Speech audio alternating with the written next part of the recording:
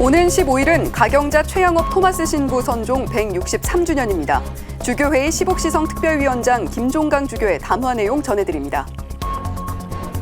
희귀병을 앓는 딸을 위해 한 어머니가 올린 국민청원에 신자들의 힘이 모이고 있습니다. 20년 전 본당 주임 신부 등의 도움으로 신자들이 적극 참여해 상임위 회보 요건 충족을 눈앞에 두고 있습니다. 30년이 넘도록 노숙인과 저소득층 등을 대상으로 무료 진료를 펼치는 곳이 있습니다. 자녀를 먼저 떠나보낸 슬픔을 전 재산 기부를 통해 희망으로 바꾼 할머니도 있습니다. 세상에 온기를 더하는 소식들 살펴봅니다. 프란치스코 교황이 하반기에도 빡빡한 일정을 소화할 예정입니다. 다음 달 이주민과 난민들을 직접 만나고 동남아시아와 오세아니아 순방에도 나설 계획입니다.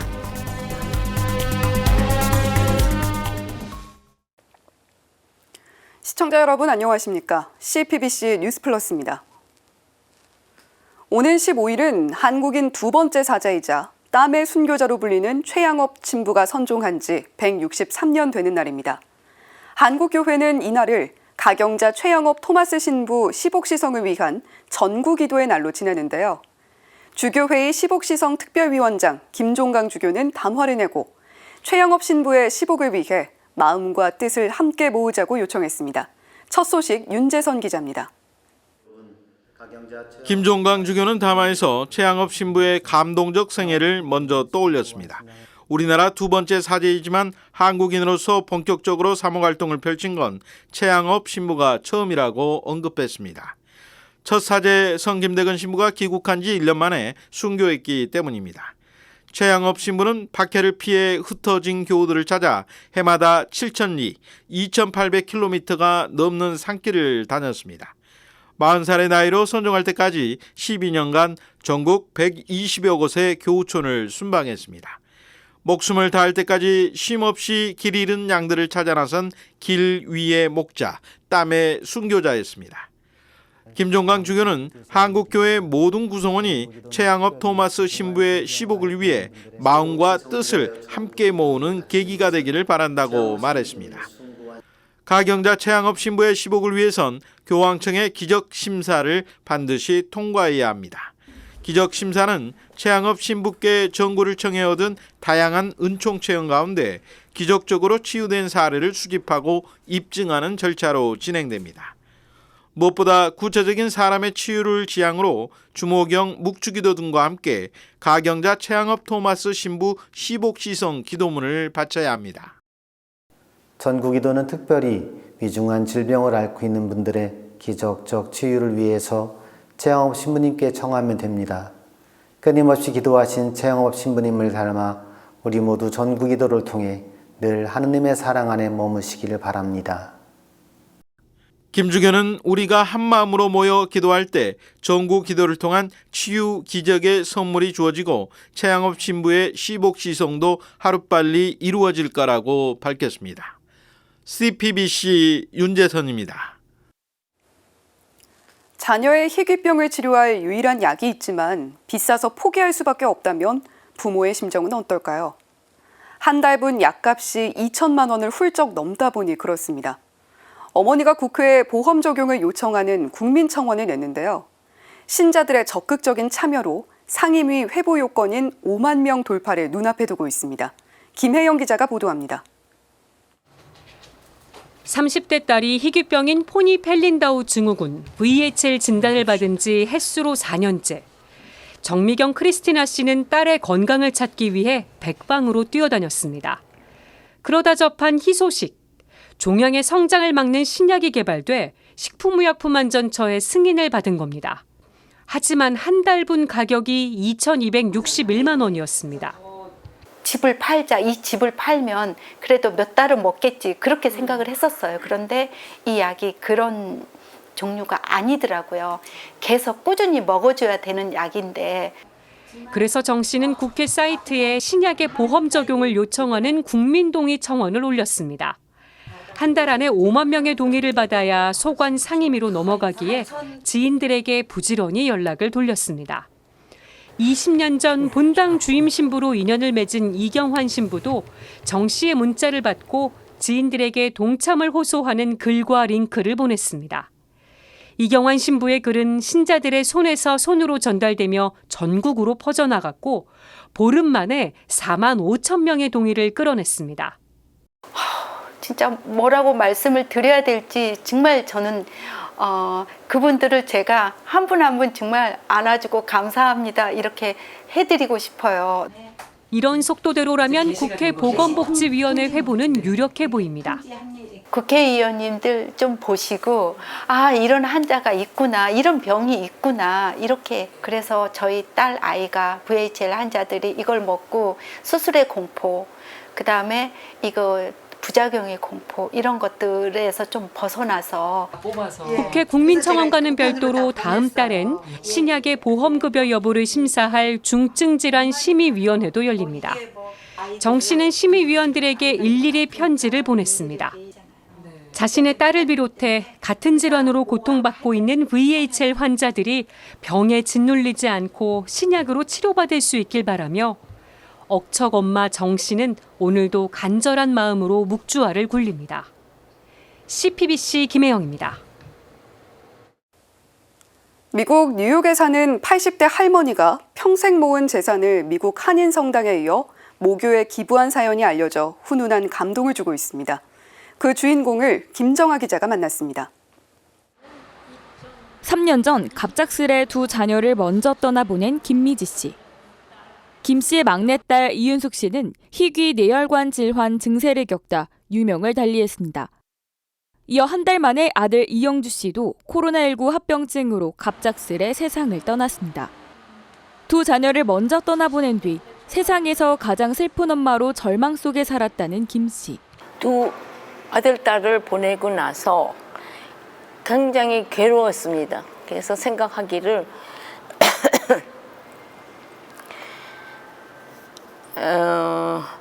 절망 속에 살다가 저의 정성을 보태기로 했습니다. 김 씨는 새로운 목표를 세웠습니다. 평생 모은 전 재산을 형편이 어려운 아이들 교육을 돕는 데 쓰기로 한 겁니다. 그해 바로 뉴욕 성바오로 정하상 퀸즈 한인 성당에 100만 달러, 한화로 약 13억 원을 기부했습니다.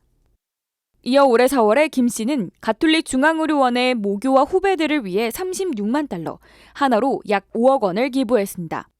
김 씨는 희망을 주는 것이 선배의 진정한 역할이며 나눔을 통해 희망을 주는 선배로 기억되고 싶다고 말합니다. 저는 후배님에게 희망을 갖습니다. 희망을 갖고 있기 때문에 후배들에게 모범이 되려고 이제 기부를 한 겁니다.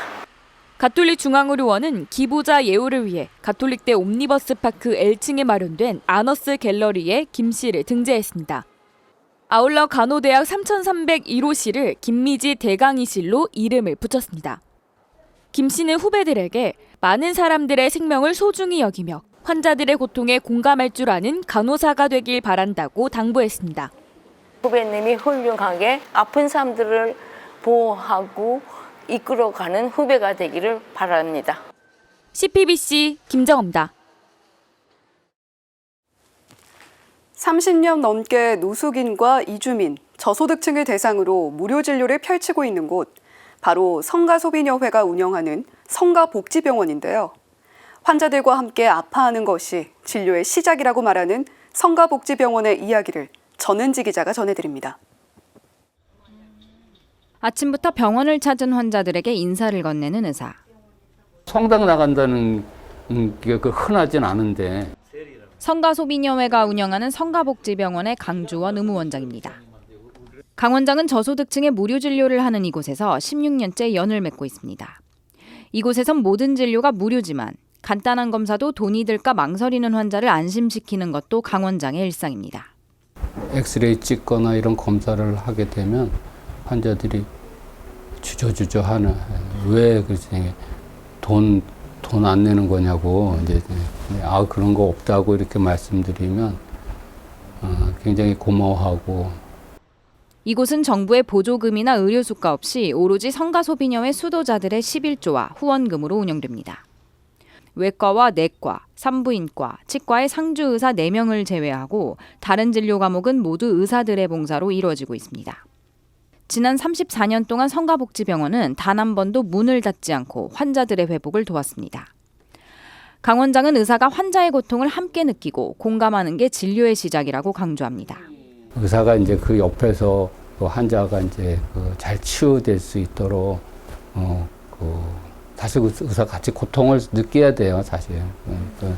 그렇지 않으면 이제 되게 그렇게 이제 해야지 환자가 좋아지는 것 같아요. 더불어 의료진과 환자 사이에 신뢰가 쌓일 때 환자들이 잘 회복할 수 있다고도 말했습니다. 환자분들이 저희한테 와서 치료받는 거는 제가 볼 때는 믿음, 이렇게 저희들을 신뢰하고 이런 데서 아마 한 반 정도는 그거를 치료하는 데 도움이 되지 않겠는가. 성가복지병원에선 임의용과 목욕, 무료급식도 진행합니다. 수도자와 직원, 봉사자들의 노력과 기도가 아니면 일어날 수 없는 기적입니다. 환자들 위해서 최선을 다해라 하고 어쨌든 후원자를 보내주시고 그건 너무 놀랐어요. 그게 기적이었구나.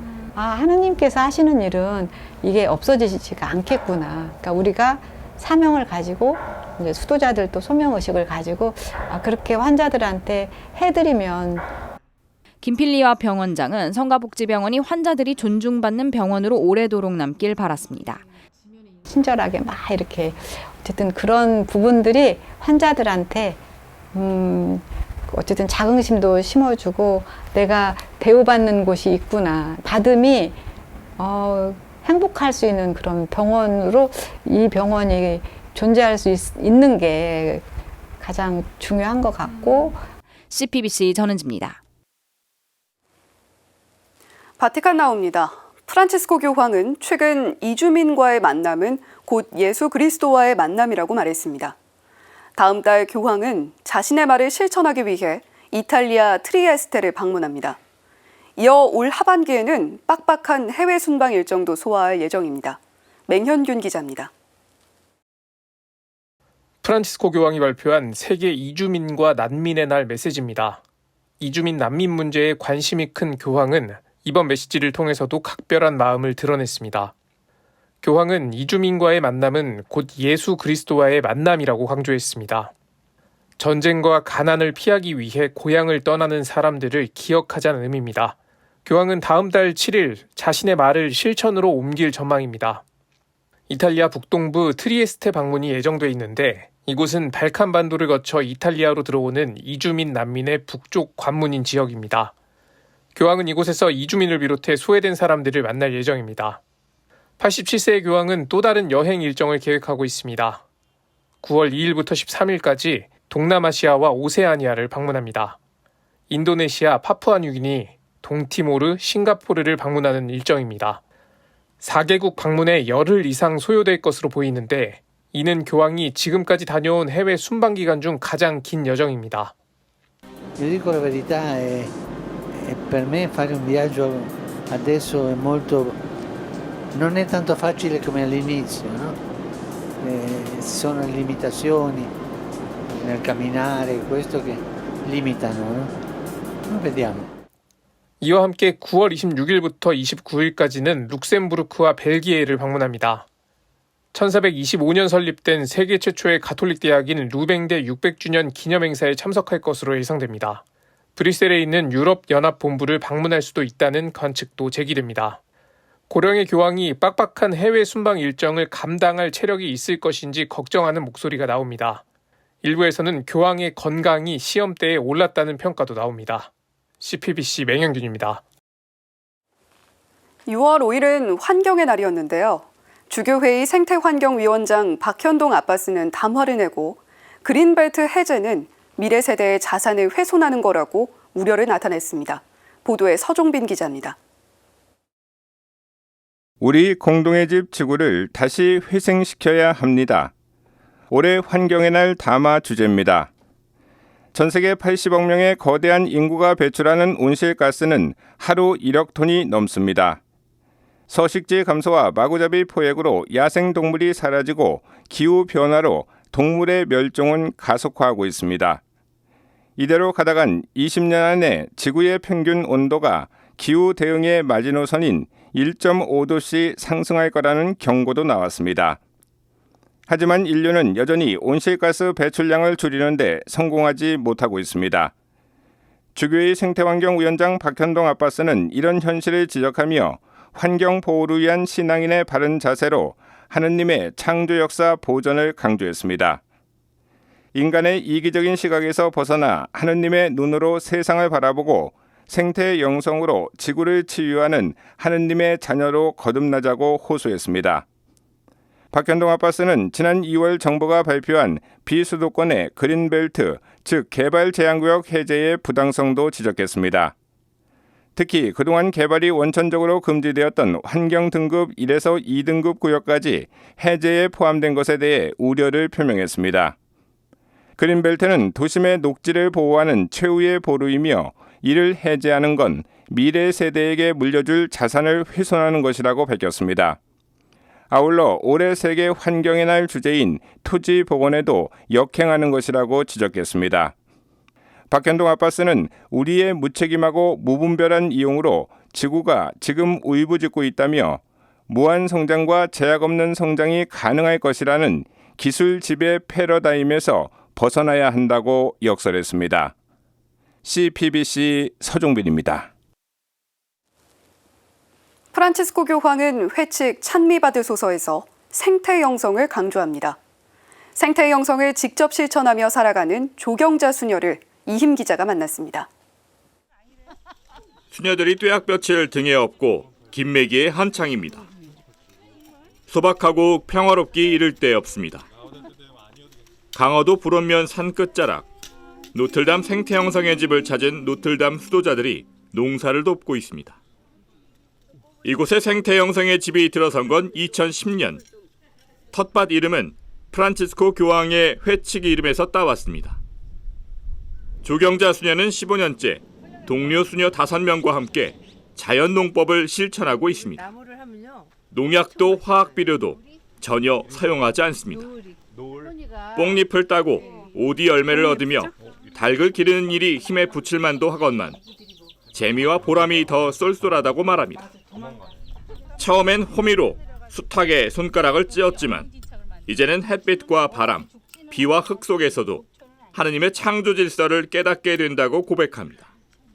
사람들이 저희들을 보면서 좋다라고 하는 건 자연 생태계와의 질서를 이렇게 회복해 가는 거구나. 나의 노고로서 이렇게 이들하고 친구해 가는 거구나라는 걸 느끼고 가는 것 같아요. 최근엔 가톨릭 평화신문에 연재했던 글을 모아 생태 에세이도 펴냈습니다. 고구마꽃이 피었다는 책 제목에는 평소엔 볼 일이 없던 고구마꽃의 개화가 급격한 환경 변화로 인한 경고라는 메시지가 담겼습니다. 노틀담 생태영성의 집은 생태영성의 삶을 배울 수 있는 배움터입니다. 노틀담 수녀회 전 세계 관구 수도자들도 해마다 이곳을 찾아 교육 피정에 참여합니다. 노틀담 수녀회 여러 나라 관구에서 설립한 생태영성의 집 가운데 지금까지 농사를 짓는 곳은 한국이 유일합니다. 생태영성의 집답게 이곳에선 직접 기른 친환경 채소로 만든 음식을 맛볼 수 있습니다. 설거지할 때도 세제는 거의 쓰지 않습니다. 배출되는 음식 쓰레기는 전량 퇴비로 거듭납니다. 방학 되면 생태적 삶을 체험하려는 본당 주일 학생들로 활기를 띱니다. 농부 수녀에게 힘들게 농사 짓는 삶을 선택한 이유를 물었습니다. 지금 우리 예수님이 정말 지금 이 시대에 가장 가난하고 아픈 자리, 이 아픈 피조물들에게로 지금 같이 여기 오셔서 살고 계시기 때문에 어린이와 청소년들을 대할 때마다 조수녀는 기성세대로서 미안한 마음뿐입니다. 어두워요. 절망스러워요. 암담해요. 죽고 싶어요. 가톨릭 학교에서 하나의 어른으로서 제가 정말 미래 세대의 우리 친구들에게 미안합니다. 이런 마음이 진짜 많이 들었고, 미안하다는 말 속엔 생태 위기에 대한 회개의 마음이 고스란히 담겼습니다. CPBC 이희입니다. 노후 핵발전소 수명 연장과 안정성을 둘러싼 논란은 여전히 현재 진행형입니다. 이런 상황에서 신규 핵발전소 건설이 포함된 전력 수급 계획이 최근에 발표됐는데요. 이 사안을 어떻게 바라봐야 할지 주교회의 사회주교위원회 산하위원회가 공동 심포지엄을 열었습니다. 김영규 기자가 보도합니다. 심포지엄에서는 핵발전소 수명 연장과 안전성을 둘러싸고 찬반 주장이 팽팽히 맞섰습니다. 먼저 주교회의 생태환경위원장 박형동 아빠스는 핵발전소 사고 위험성을 언급하면서 특히 노후 핵발전소의 경우 안전성 문제와 잠재적 위험에 따른 불안감이 크다고 지적했습니다. 기술적인 문제에 국한되지 않고 좀 윤리적인 문제 그리고 우리 생태적인 문제하고 다 연결되어 있는 것 같습니다. 그래서 직접적으로 우리의 삶과도 밀접한 연관을 맺고 있는 그러한 문제인 것 같습니다. 한국원자력연구원 백원필 박사는 우리나라 원자력은 안전한 준국산 에너지로서 에너지 확보와 기후변화 대응, 산업 경쟁력 유지, 그리고 에너지 복지에 필수적이라고 찬성 입장을 밝혔습니다. 나아가 원전 계속 운전과 신규 건설 없이는 2030 온실가스 감축 목표와 2050 탄소 중립도 불가능하다고 주장했습니다. 이에 대해 한국원자력 안전방재연구소장 한병섭 박사는 한국원자력계의 각성을 촉구했습니다. 일본 후쿠시마 핵발전소 사고 이후 안전을 담보할 기술과 철학이 부족한 데다 독점 사업자인 한국수력원자력의 의지와 준비 역시 미흡하다고 꼬집었습니다. 전문가 시민단체인 원자력 안전과 미래 이종윤 대표는 한수원으로 집중되는 패권적 원전산업 지배구조를 지적했습니다. 그러면서 원전은 무엇보다 안전을 철저히 하고 에너지는 미래지향적으로 방향 전환을 해야 한다고 주문했습니다. 원전은 줄어들고 재생에너지는 늘어나고 이게 세계적인 트렌드예요. 이거에서 우리가 벗어나면 수출 먹고 사는 나라가 이거를 왜 경시하느냐. 세계 시장은 정해져 있는데. CPBC 김영규입니다.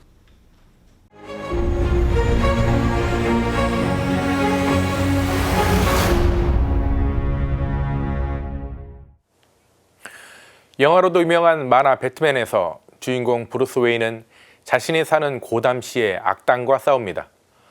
구약 성경의 소돔과 고모라에서 힌트를 얻었다는 고담시는 범죄의 소굴입니다. 무엇보다 범죄자와 맞서 싸워야 하는 경찰과 검찰마저 부패해 있는 곳이 고담시입니다. 그래서 브루스 웨인은 어둠 속에서 활동하는 박쥐로 분장하고 범죄에 맞서기로 결심합니다.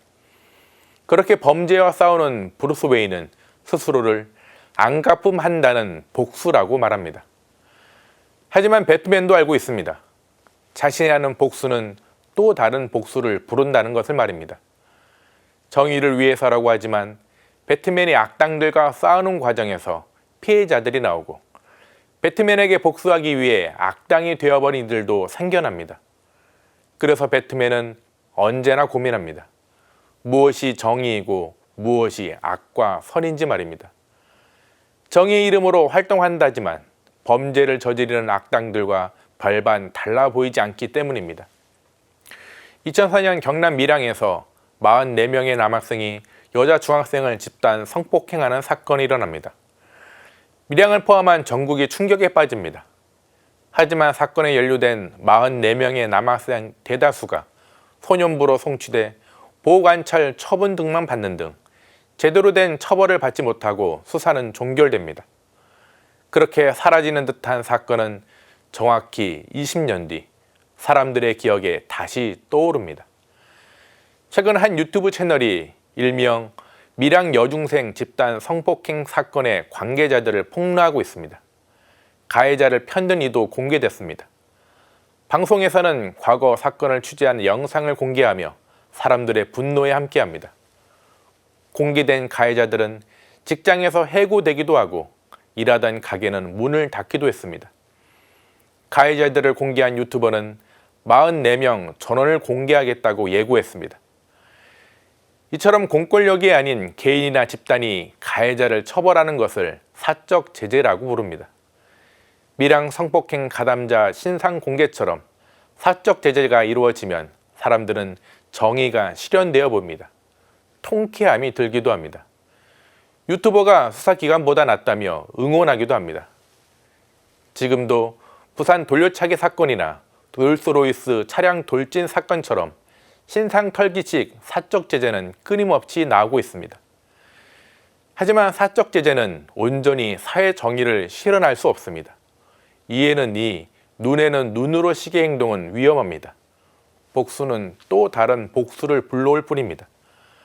엉뚱한 일을 피해자로 둔갑시켜 2차 피해자가 발생하기도 합니다. 명분이 좋다고 하지만 배트맨의 고민처럼 스스로 또 다른 악당이 되어버립니다. 이런 사적 제재가 늘어난 배경에는 사법 시스템의 불신이 있습니다. 국민 상식에 맞지 않는 판결이나 사회 고위층의 범죄에 대해서는 수사나 재판이 한없이 지연되는 모습을 보며 시민들은 고담시의 배트맨이 되기로 합니다. 법이 약자를 보호하지 못하니 스스로 심판자로 나서는 겁니다. 결국 사이버 자경단이 사라지기 위해서는 우리 사법 시스템에 대한 신뢰가 회복되어야 합니다. 이번 주 사진눈 제목은 밀양 성폭행 가해자의 죄와 벌입니다.